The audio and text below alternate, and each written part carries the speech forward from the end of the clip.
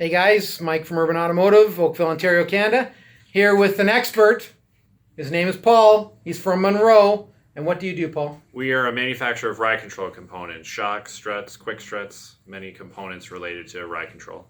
And one of the things that is associated with ride control that a lot of people don't know is what, Paul? Tire wear.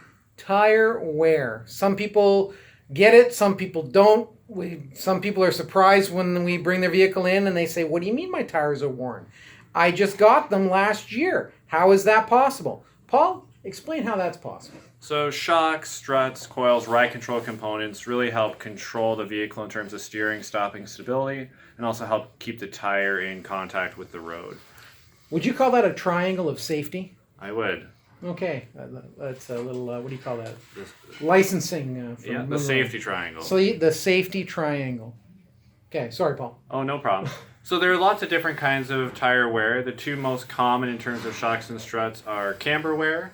Let's try to zoom in on this wonderful picture here, and we'll see if we can get a better view. Okay, so which one? Just point and we'll see. Camber wear, that's where the inside of the tire or outside of the tire can have a feathered edge or show wear. Okay. And then the other one would be a cup tire, which is where you have high and low spots in the tire from it coming in and out of contact with the ground. We see that an awful lot on rear suspensions with rear shocks.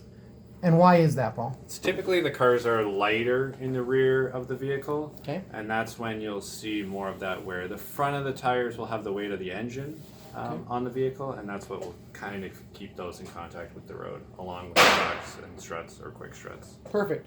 So when we say that it's feathered, now you guys have a better understanding of what we're talking about. Anything else you want to show here on the picture? Just one other comment. We do see some people that will replace these tires. But if you don't actually have a proper inspection, you're just going to wear that tire now from day one with it on the car. Where your old tire might not start to wear until it was 3/4 of the way through its useful life, or 50% worn wear. Now from day one you're going to experience that wear.